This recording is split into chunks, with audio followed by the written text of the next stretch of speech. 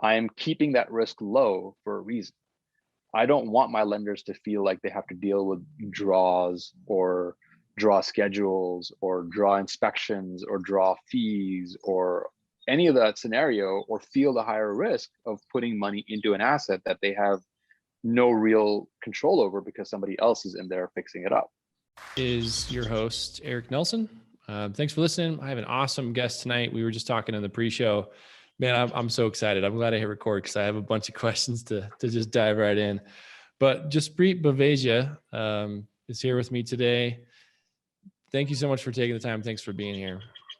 Thank you for pronouncing my name right and having me on the show. I nailed it. It's nice. awesome being here. Nailed it. So let's, what I do is start with, your background, where you're from, what you've been up to, what led you kind of to real estate. Just give us sort of the summary. All right. Well, in a nutshell, born and raised in New Delhi for about 15 years, moved to the US and moved around it quite a bit, and been in the Bay Area now for about 11 years.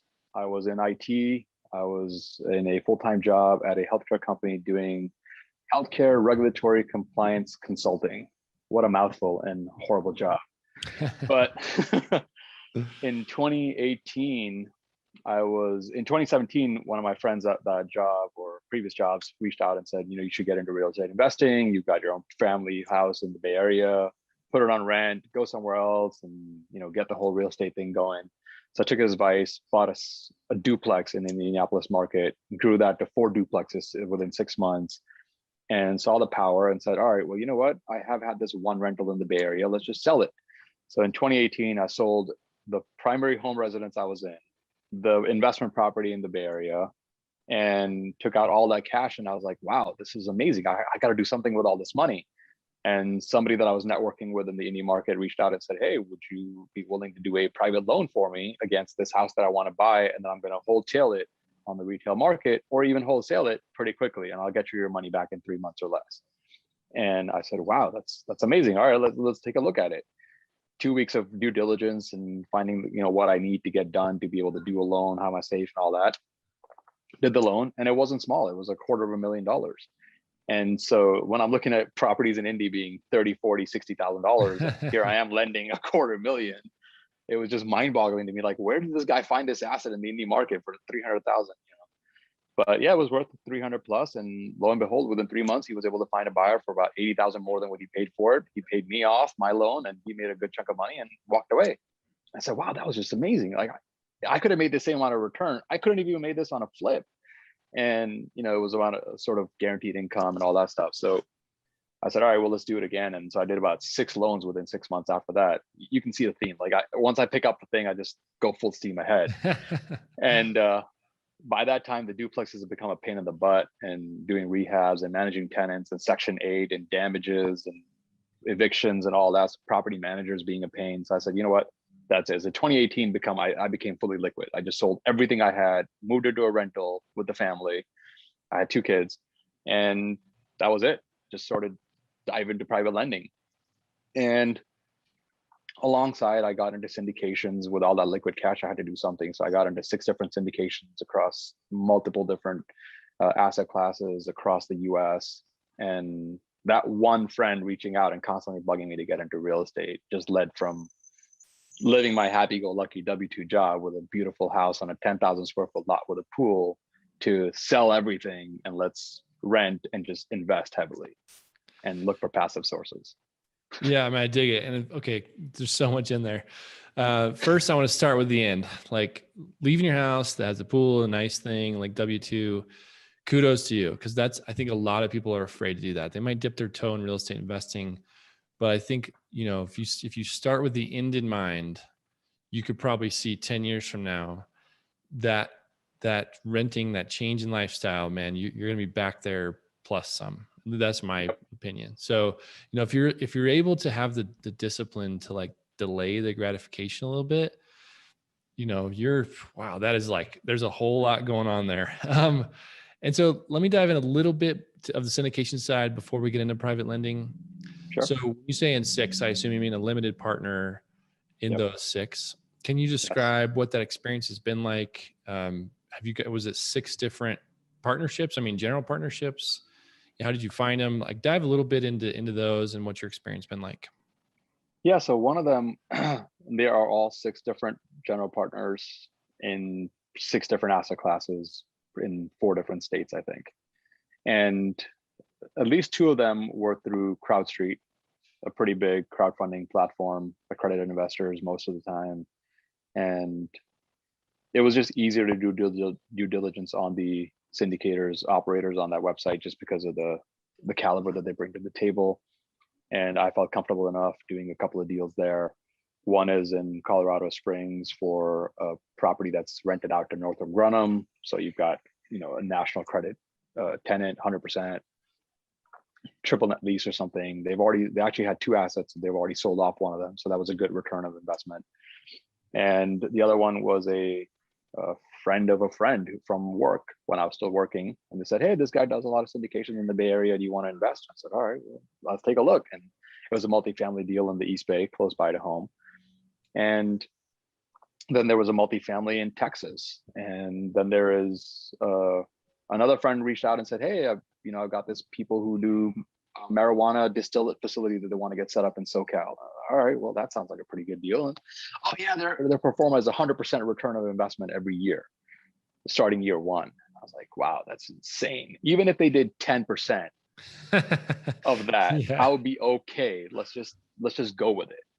And so I just dipped my toe in that one. And then there's another one that was a warehouse in Toledo, Ohio, that they're going to convert to a self-storage facility. They've done that. They've gone live through COVID, so that's been a little bit rough. But it's all of these are totally different strategies. Some of them were walking in, like this warehouse space that I helped invested in Colorado, which was 7 different buildings and then 4 different floors for each individual operator. So they've got like so many different marijuana operators that are renting out spaces in this warehouse buildings, and they walked in with a 14% cash on cash. And so that's a different mindset than, all right, we're going to convert this warehouse into a self-storage facilities for those 2.5 years. Sit tight, you're going to get nothing.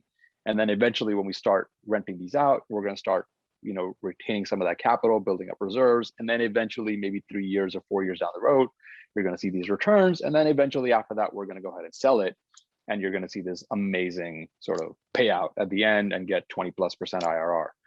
And so I think allowing yourself to expand your mind to allow for different types of strategies to exist at the same time in your portfolio gives you that peace of mind to say, you know what, I'm going to rely on this cash flowing asset here with no potential or low potential of appreciation to sort of keep me going.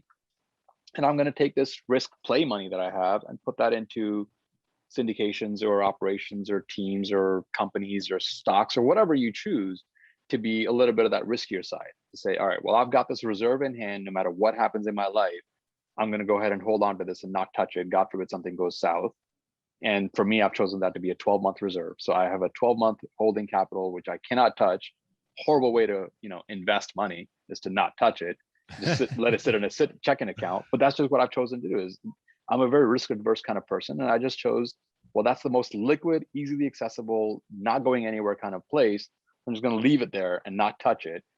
And after that, everything that I have, I can then choose how I want to invest it. So that's kind of the way I've chosen my investments and evaluated things and then chosen where I put money into.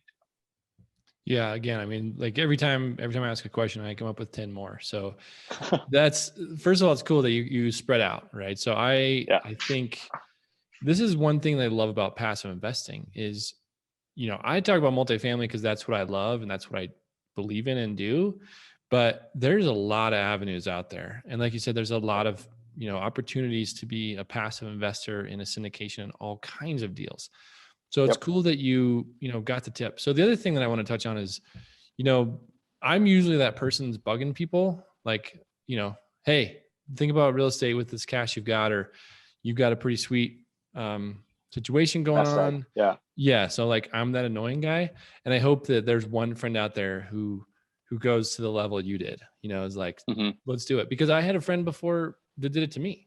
Someone was like, hey, check this out. And then, I got super excited about it and way involved. And I'm just, I'm going to continue to go because I love it. So kudos to you for doing that. I mean, that's, again, it's like taking the advice of someone and running with it. So then, you mentioned the pre-show, you're a GP in some deals.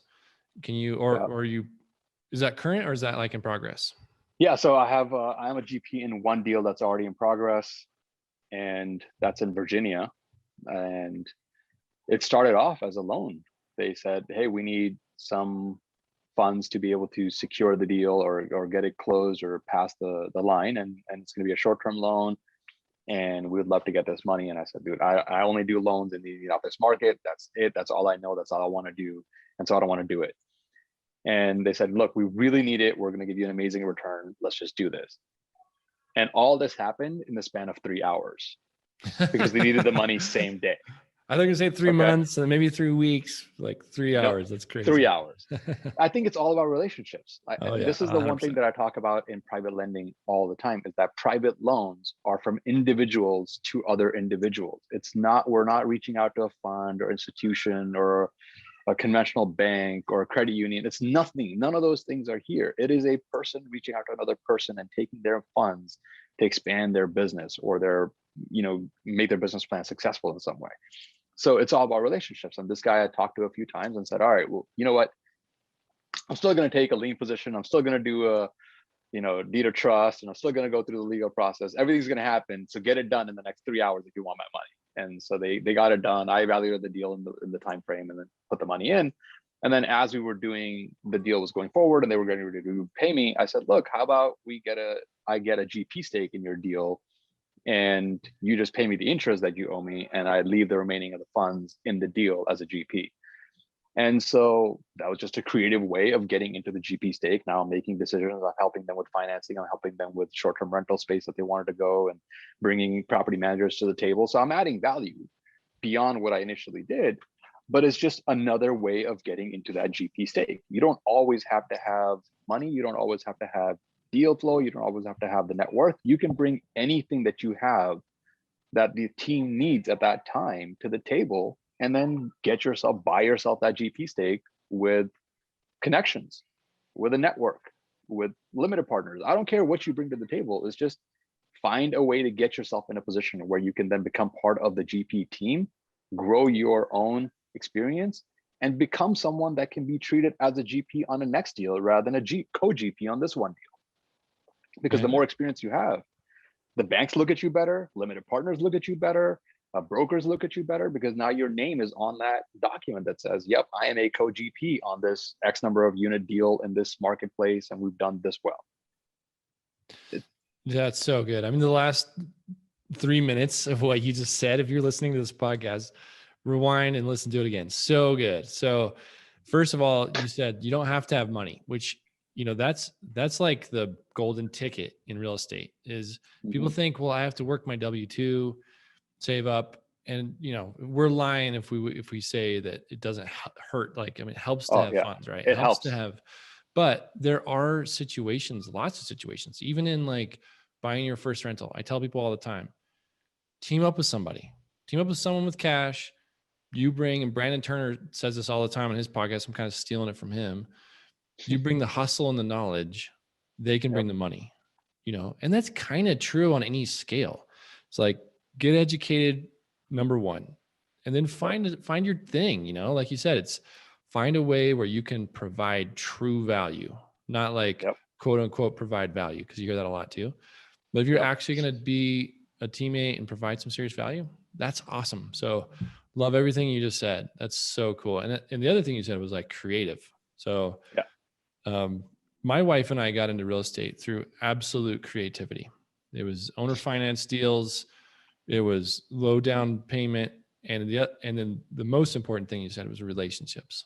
Like this is such a relationship business. It's all that. And even in lending, which, to me seems like, I think people find it to be kind of cold.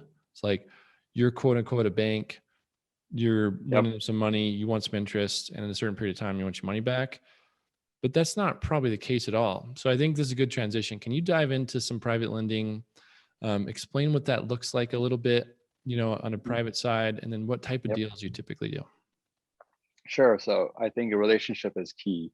And I've helped fund someone's first deal that they've never done a deal in their life, 20 something year old, just about to get married, just bought their own primary residence, and now they wanted to do a flip. And that too in an A-class neighborhood, close to their home. And I said, wow, you have a W-2, so that's good, but you have no experience, right? So now I have to rely on your team and the asset itself to determine if I'm going to do the deal. I'm not looking at your W-2 income. I'm not looking at your debt to income ratios. I'm not looking at your tax returns. For me, the deal, the relationship, and the team matters. That's it. So, and then his relationship was somebody that I'd done business with in the past, brought him forward and said, I will be guiding him through the process. He's a family member, about to be a family member, and I'm going to make sure that he leverages my team to do the flip. And I'm going to be the broker that's going to list the flip. And I'm going to give them a break on the listing price, the commissions. And so we're stacking the deck in their favor across the board. Let's do this. And so I said, all right, sounds good. Let's just do it. And I'll evaluate the deal, look at the deal, look at the numbers, everything made sense, photos, videos, went with it. And in the same token, I've helped fund someone's 3,482nd deal. And I can tell you that was probably a low number. They've probably done more deals than that. And, it's getting beyond just saying, well, what's your credit score? What's your debt to income? What's your W-2? What's your tax return? Looking at all those things that a conventional bank looks at, because to them, you're just a number. When it comes to the relationship, you look at the business plan. How's this person thinking? Who do they have on their team?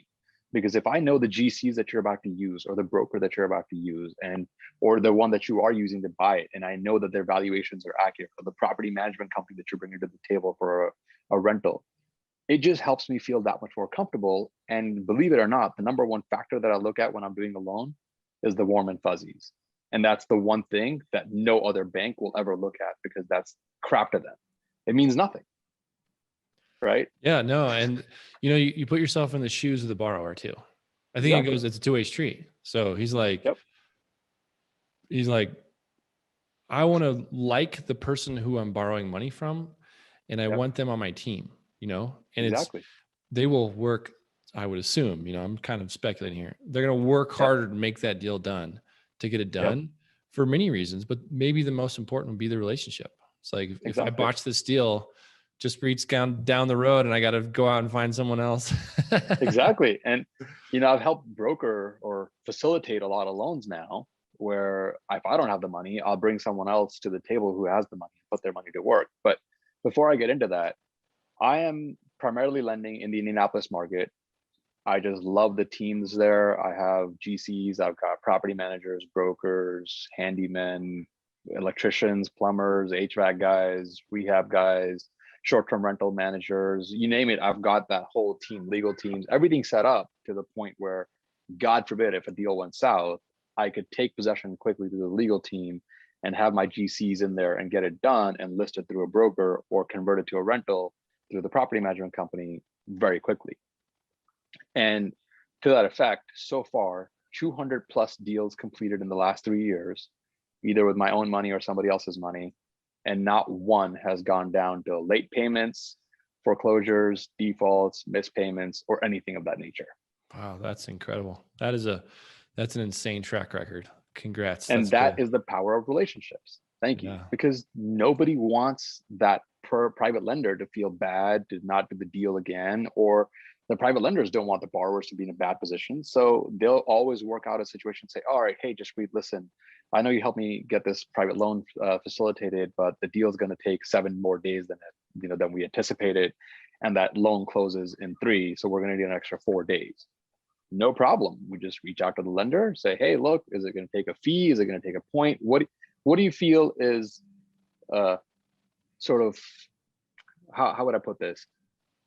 A fair compensation for you to extend the loan for 4 days. And any reasonable human being whose own money's in the deal, and it's not like a hard money loan where they've got investors breathing down their necks to get their money back, or a fund that has to go do another $17 million deal and they need this portion back, is going to say, all right, well, you know what? Don't worry about the extension fee. 4 more days, no problem. I'll sign this extension for 4 days or 7 days just to be on the safe side. All good.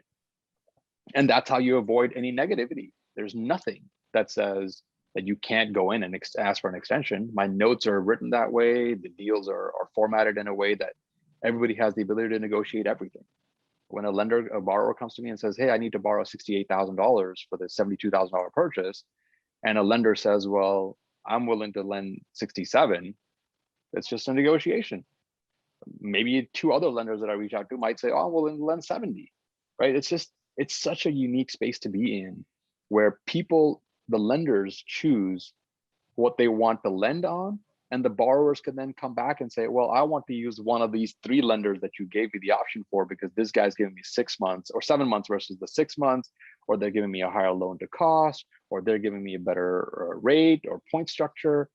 And so it's just, I'm in that unique space where I'm allowed to sort of play around with these things and allow the lenders and the borrowers to be able to come together and make a deal happen and keep them both happy. Right on. So let's dive into that a little bit more. Like, how do you, first of all, how did you get to where you're kind of facilitating people? I mean, it was just kind of word of mouth type thing. 100%. Okay. And then what does it look like? So someone comes to you and says, hey, I'm doing a flip. I need 100 grand. And maybe you don't have that liquid. So you basically have a relationship with a handful of other lenders and you connect them in, and then do you get a little fee, or what do you get for that connection? Yeah, I get compensated at the closing table through the HUD as an actual formal line, a compensation for financing or whatever. And it is always, I am only allowing myself and my lenders to lend against the purchase price. I am keeping that risk low for a reason. I don't want my lenders to feel like they have to deal with draws or draw schedules or draw inspections or draw fees or any of that scenario, or feel the higher risk of putting money into an asset that they have no real control over because somebody else is in there fixing it up and making decisions on colors and countertops and tiles and floors or whatever they choose, right? And so I'm saying, all right, well, hey, listen, borrower, if you're going to buy $100,000 house, I'll lend you 98,000 for that purchase, but the remaining 30,000 that you're going to put into it to make it worth 200 or 185, that's on you. And that's how the deals are always structured. And 95% to 99% of the deals that I help facilitate or I even do myself, there are no monthly payments involved. So for those 3, 6, 9, whatever months you're going to hold on to that note, there are no monthly payments to the lender. That's super. And, I mean, I love that creativity. Yeah, yeah, it's so cool. So, okay, so here's like a standard for the listeners. I mean, from my perspective, here's a quote unquote more standard loan for that type of project would be like, okay, let's say it's worth 160 at the end. A bank might say, I'll loan 80% loan to cost, which means, that value at the end. And then I will, before that time, I will loan you up to 80% of your purchase price. Let's say you're buying it for 100. They'll give you 80 grand up front. And then just like Jaspreet's saying, they want to go there, inspect it, and then they'll give you a draw.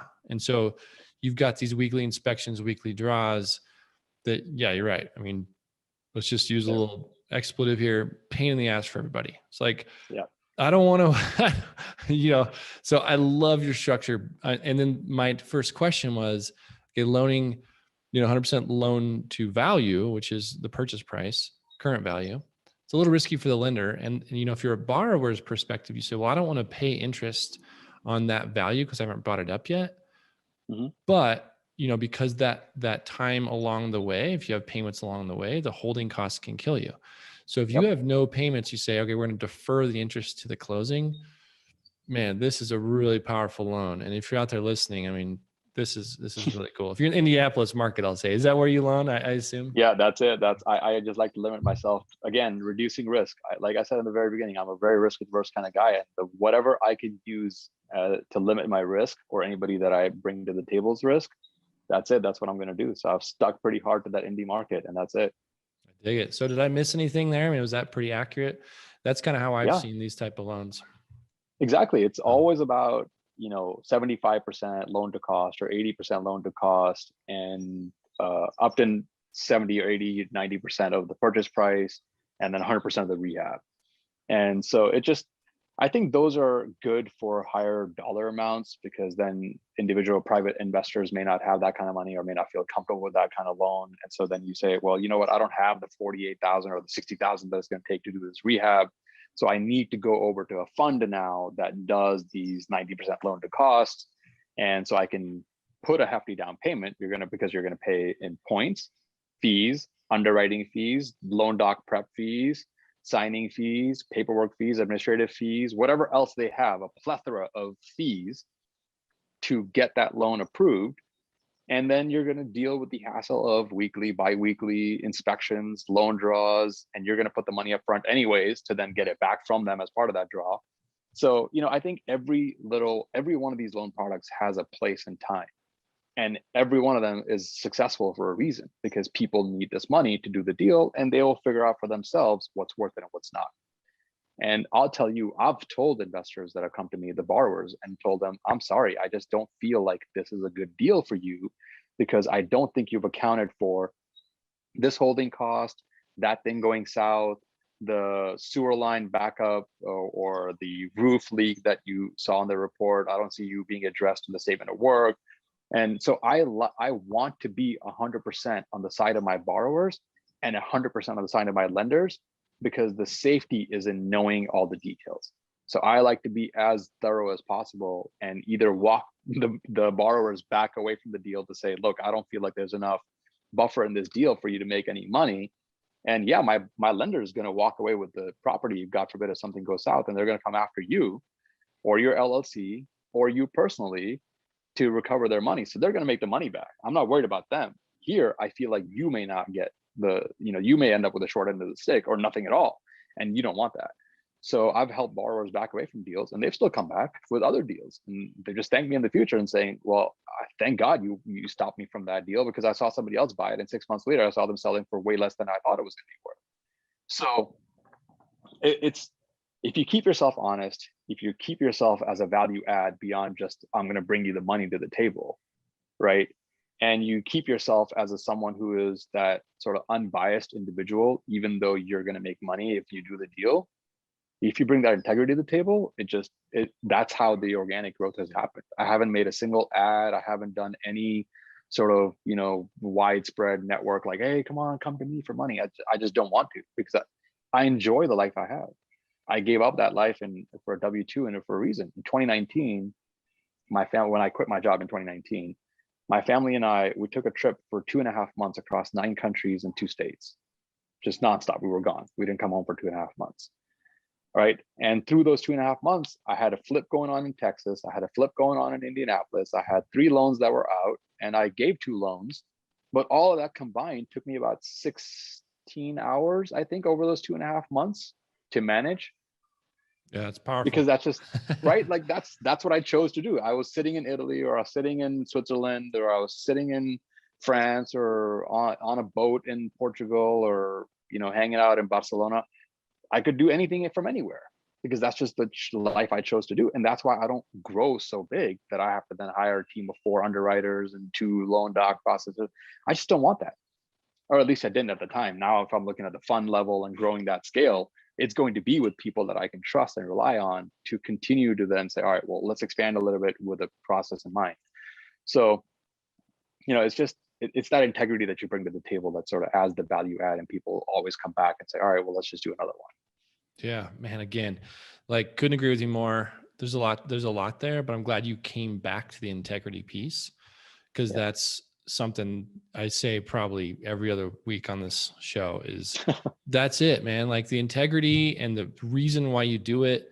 I mean, it sounds like for you, it's for your family, your lifestyle, starting with the why, but just having integrity. And it's really cool because I was actually going to ask the question, like, how do you evaluate the deal? How do you make sure you like it? And then how many do you walk away from? And so the other thing I say sometimes the best deals are the ones you don't do.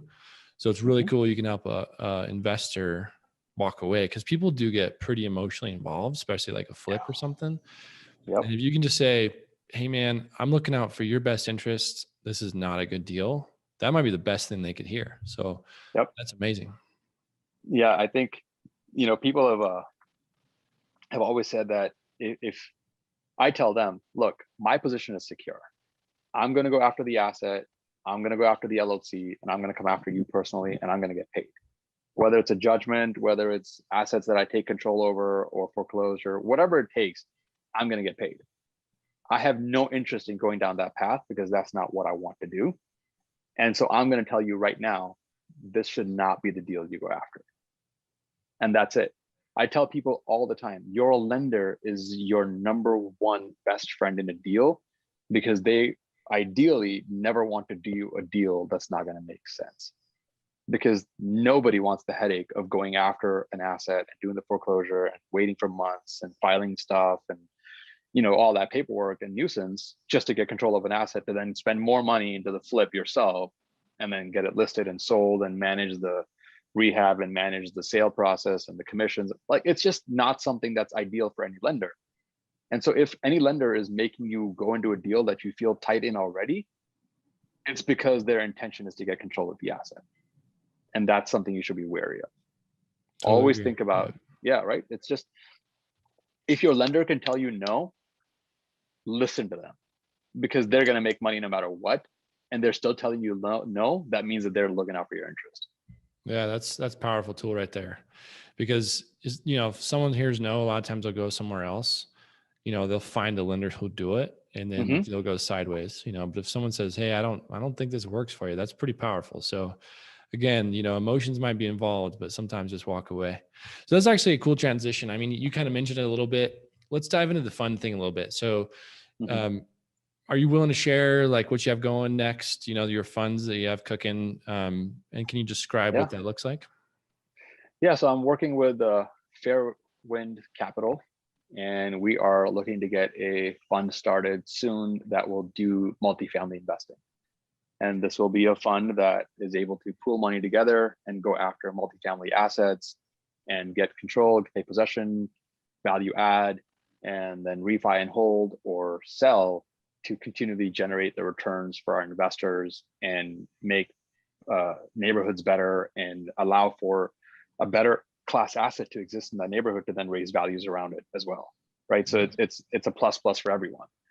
And sometimes you are looking at syndicators who are only going after appreciation. Sometimes you're looking at people who are only going after cash flow. Sometimes you're going after people that are a blend. And so I think we're going to design the fund to be somewhere in the middle, where it's going to go after some cash flow to retain some reserves and make sure that the wheels keep turning, but then continually keep adding value to then raise the rents, raise the valuation, raise the standard of living, and then dispose of the assets eventually.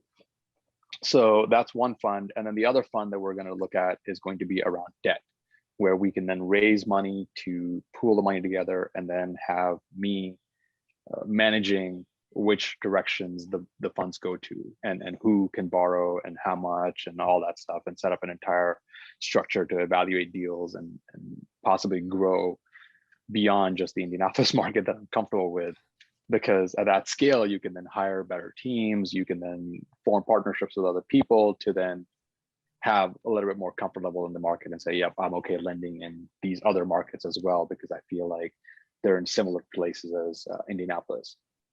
Because if you look at certain markets, they just either go up like crazy, like California, all of California. I don't care where you are, from Fresno to here to Stockton, it's everywhere is just a nonstop going up. Right. And so, you know, the appreciation is going to always be there. Cash flow may never exist, but appreciation will always be there.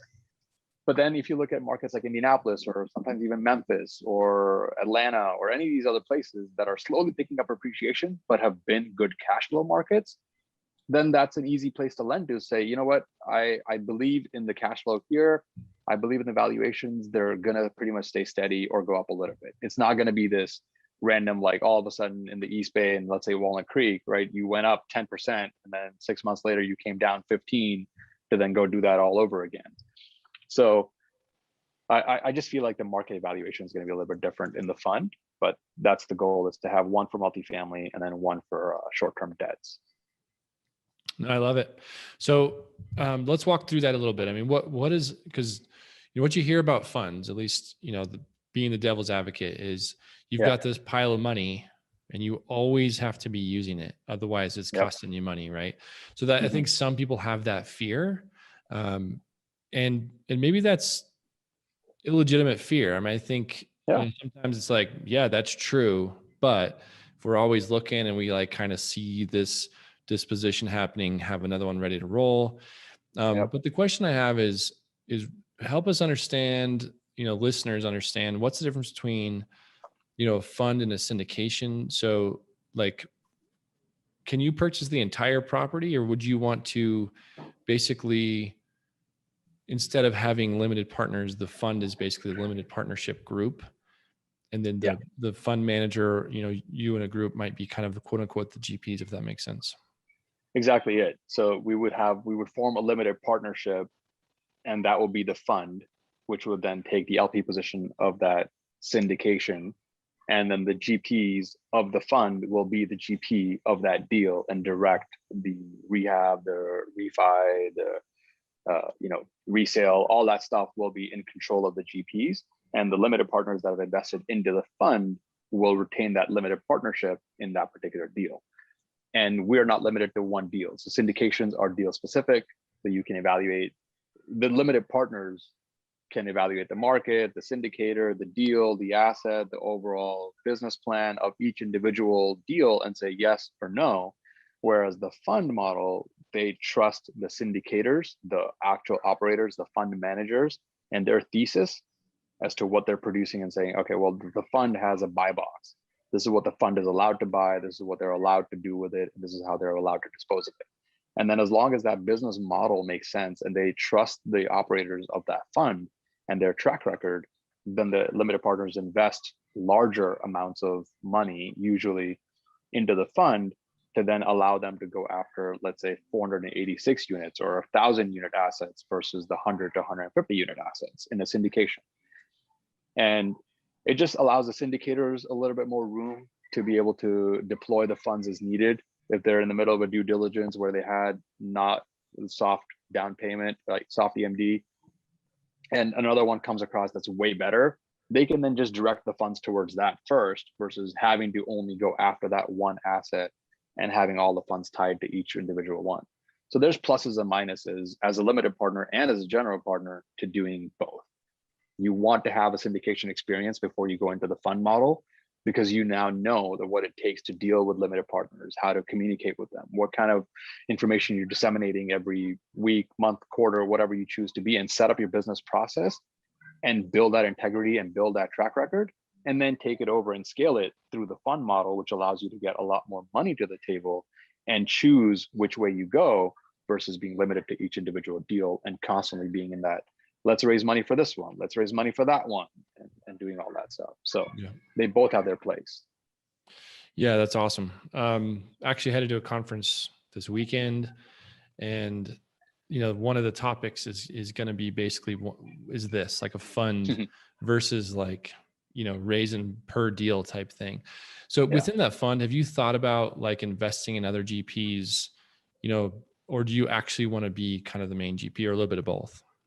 I think it's going to be a little bit of both. It will be primarily being the GPs, but we're leaving room in the fund documents to say X percentage of the fund raise is allowed to be invested as a limited partner or a co-GP in other people's deals, to then allow yourself more room to be able to invest the money and keep that money at work. Like you said, you don't want to have stagnant money in a fund, because now you're just paying for something that you're not using. Right. That's awesome. No, I mean, I dig that model. I think it's, again, I mean, I'm just super impressed by you. I'm loving this conversation, and I think we could go on. I mean, I personally could just go on forever. So maybe we just like schedule a Zoom call another day. But I do have to transition though. I mean, so the second part of my show is around mindset. So I'm just going to fire some questions at you, and see where they land. Of course, again, there's no right response. So first question is, do you have a morning routine? No, besides me waking up and handling my family. So my both kids, getting them brushed, getting them dressed, and getting them, either situated for the day or making coffee for my wife with the steamer and the milk and all that, going all out and getting that done. Nothing. I just, I'm in this phase where I'm allowed to sort of choose how I want to do it. And I'm just choosing to go with the flow. We wake up at 7 sometimes, or 8:15 sometimes, or 9 sometimes, and it's summer break, so who cares? But I've sort of chosen to be in that flux mindset and allowing the family to be what it needs to be. Because I didn't tell you this, we're living in a 400 square foot studio right now that's attached to the home I just bought, while the home has no walls, no floors, no plumbing, and no electrical, and no HVAC.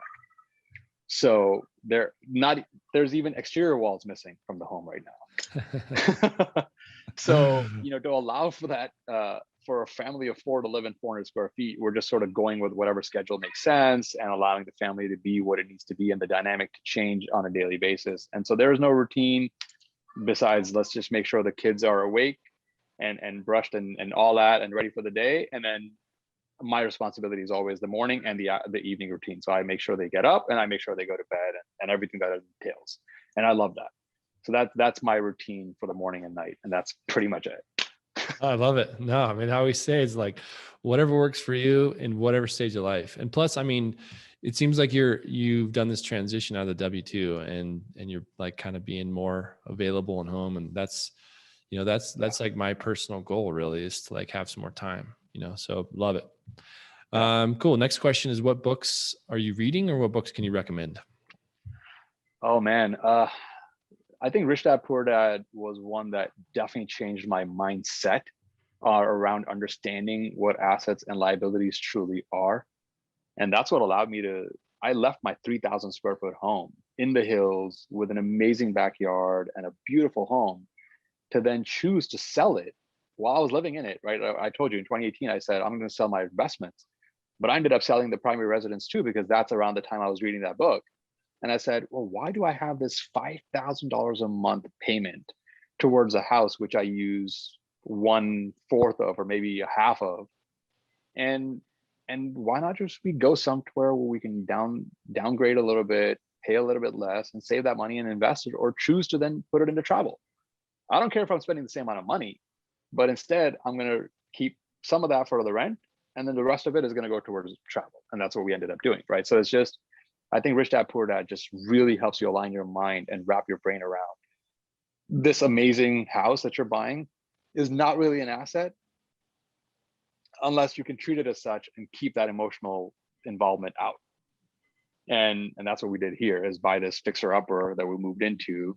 We luckily paid way under asking, which never happens in the Bay Area, and are putting a lot of money into it to make it what we want. And then we're going to rent out the studio to, short-term rental and make back more than half of what our monthly payment is. And so it would just keep emotions out of investments. If you're going to buy liabilities like amazing, beautiful cars or amazing, beautiful homes, don't tell your brain that you're buying an asset. Just know that you're walking into a liability and decide to do so anyways, as long as you have assets that are on the side that are helping you pay for it.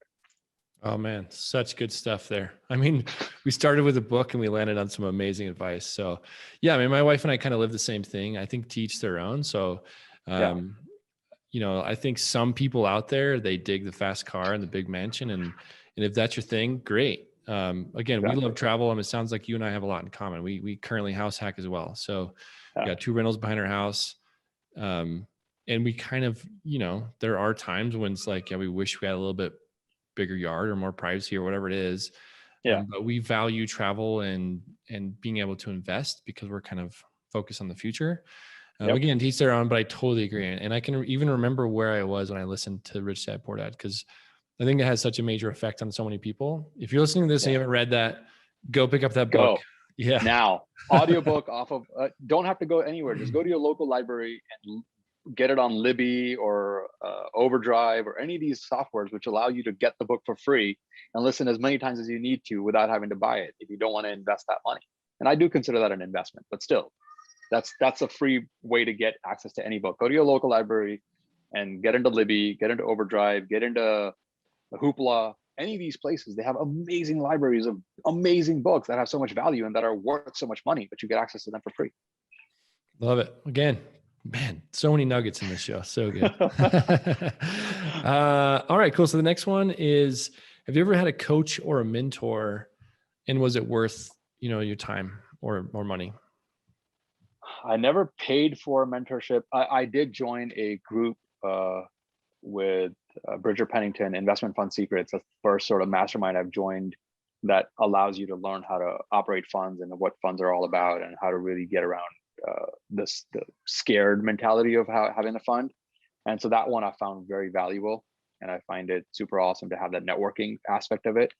But beyond that, I haven't really had any mentors. Like I said, that best friend of mine who, dragged me into real estate was amazing to have, who was a friend slash mentor and helped me leverage his network to get into the Indianapolis market where he already had, let's say, 60 units. But beyond that, I haven't really gotten any coaching, but I definitely do feel like I'm about to, so that I can get to the next level. And I feel like there's definitely value in the right coach, because if you just follow the fads and the trends and you buy into a program, but then either A, you don't pay attention and use it to the fullest, or B, they grow too big to be able to give you the attention and the support that you need to get to where you need to be to actually be successful. And so watch out for either of those two traps. Decide in your mind when you invest that money that this is not just an expense. I'm going to actually dedicate time to learn what they're teaching and go to the events or follow what follow what they preach, or I'm just going to hold off until I know I'm ready mentally to be able to absorb that knowledge and make use of it. Yeah, fully agree. I mean, I think, so I have a coach, and the reason I asked that question is because I believe in it a lot, but he's a friend first, if I'm being honest. I mean, yeah, he's my right place, right time style coach, like you described.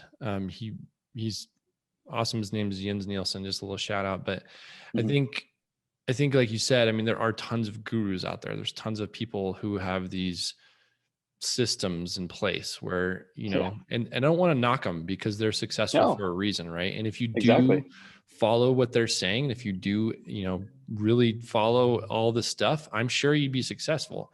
But again, like you said, I think it needs to be right person for you in that situation. And then, some people are motivated by money.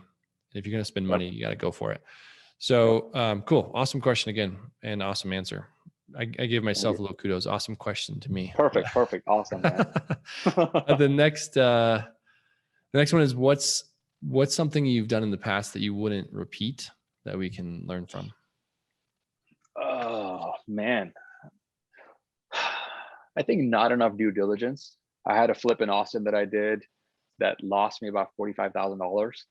I bought that property within 45 minutes of seeing it, or quote unquote seeing it, because I was driving to get my oil change done at 8 in the morning and it was already 10 over there, right? So they reached out and said, hey, this property is about to hit the market. We're doing an open house in like a half an hour. Do you want to see it? This was a wholesaler and commission-based wholesaler, which is strange. But anyways, they have a whole company and then they have individual salespeople for that wholesaling company. Anyways, so I reached out and saw the property while I'm driving, just sort of looking at it. I'm sitting in the waiting room with the oil change. I'm looking at the property and I said, you know what, let's just do it. And then after that, the asset wasn't the problem. I think the GC and his level of competence and having subs to be able to manage the work, that got problematic. And I think not recognizing the signs is another thing. If you feel in your gut that something's going wrong, invest the money, go take a look. If it's out of state, I only do out of state investing. So that's what I'm speaking to, right? Everything that I have is thousands of miles away from my house. So, go look at it and be more involved. Just pay attention to the signs that if you feel like something is not going right, dig in deeper. Don't just take someone's word for it. Show up, get your eyes on it, whether it's a business or if it's an asset or if it's a syndicator that you're working with. If you as a limited partner are not getting responses from your syndicating sort of team, that GP team, take action. You have legal recourse, or better yet, reach out to them first, whatever way you can. Email, text, cell phone, call them, reach out to their portal that they have, write comments, ask other investors. It's just, I think, being more involved and being more aware and paying attention to the signs that if something's going south is I think the key thing there.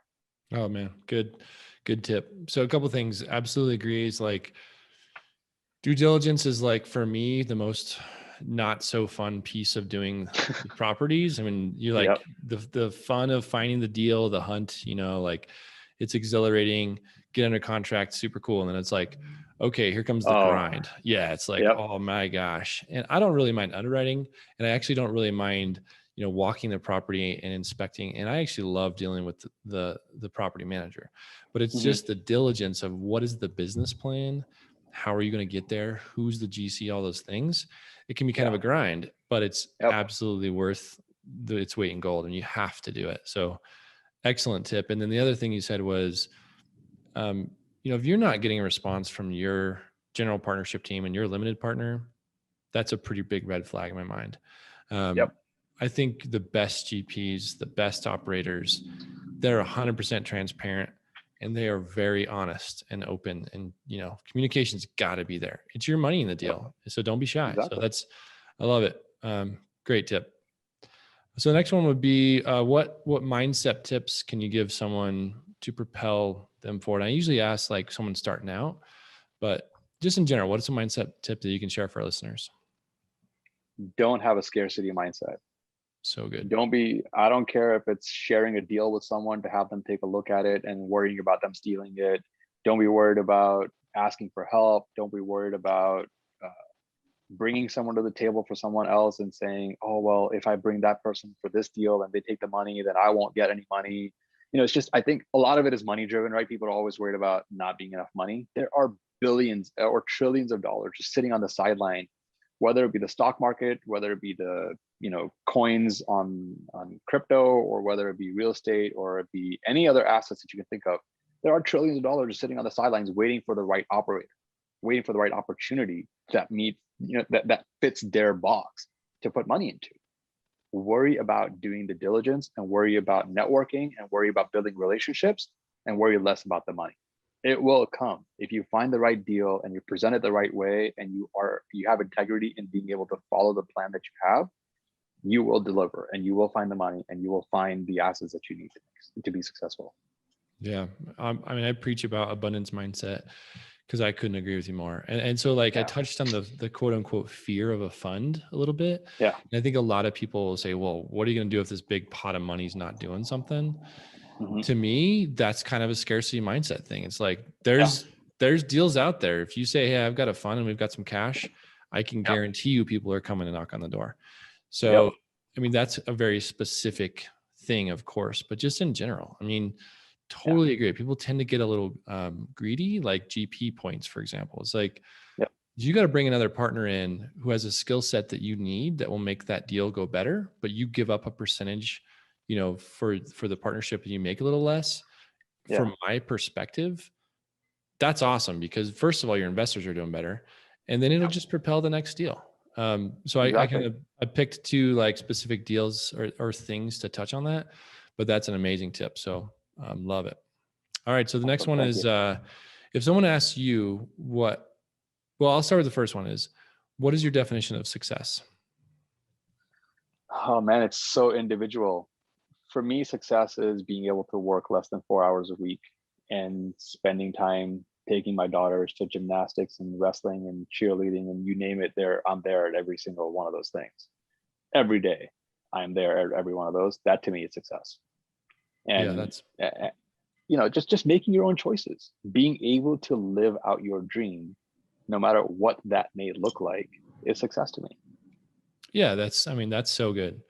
Again, I think that you and I seem to resonate a lot in that regard, because I have two young kids too. I have two young boys, and my goal is to spend more time with them. Right. So all the effort I'm putting in now, the long-term vision is, all right, I want to have more time with my family. I want to travel. And you also touched on this earlier, so I'll kind of circle back, is I want to make these places a better place to live. There's a lot to it, but it's start with the end in mind, and what's the why is so good. But yeah, I think you're right. It's all individual, but to hear you say is awesome, because that is really success, is do what you want when you want. You've made it. It doesn't matter how much money you have. Exactly. That's it. I don't care how big your house is. I don't care how amazing your cars are. I don't care how amazing your jet plane is and all that stuff. That to me is, maybe that's not my success. My success is being able to take a first class flight from here to India and being able to sleep with my family in each individual seat and having layback seats. And that's pretty much all I care about. And not having to have my own private plane to take me there. That's okay. If your idea is just to be able to get a freaking last second amazing deal, economy class tickets to be able to go somewhere that you've never been in your life and take your family with you, that's success for you, right? So just stop worrying about what other people think what success is, and worry about what you define success to be, and go after that goal.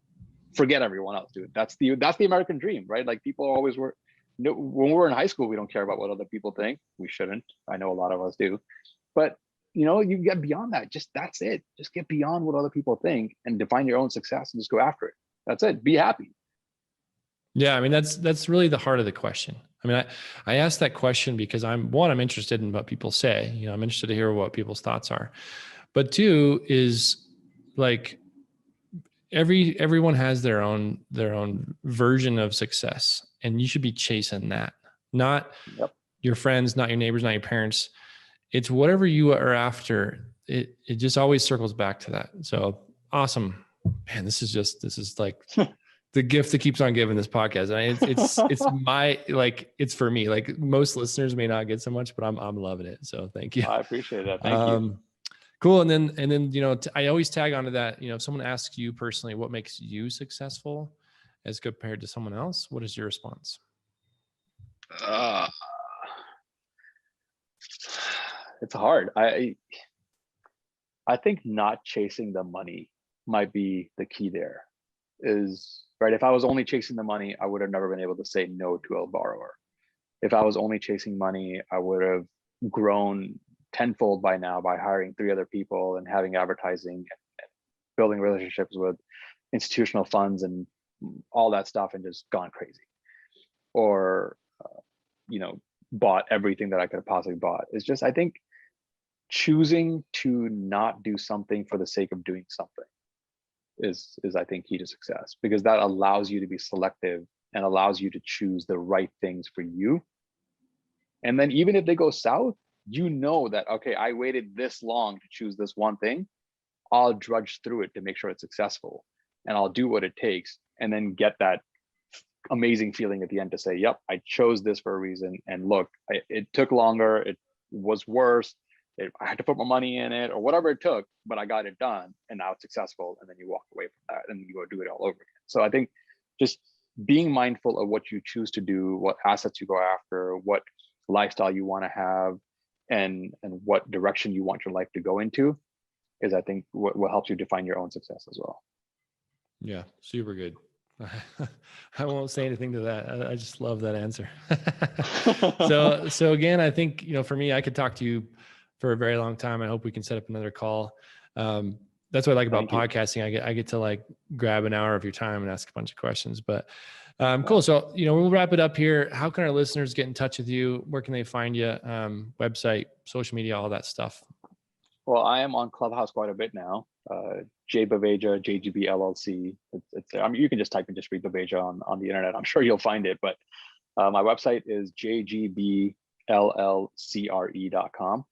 And that is the best place to get a hold of me. There's a time to book a calendar, invite with me, send me an email, WhatsApp message. I reply to pretty much everything.